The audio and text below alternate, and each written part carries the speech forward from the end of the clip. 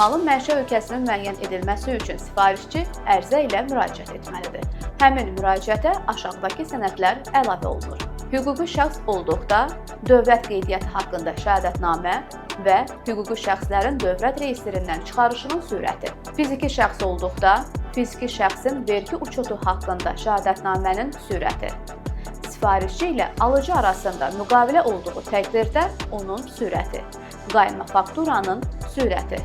İxrac olunan məhsulun ilkin xammalının, yarım fabrikatın, yaxud məhsulların hazırlanmasında iştirak edən digər materialların alınmasını təsdiq edən müqavilə və ya başqa təsdiq edici sənədlərin sürəti.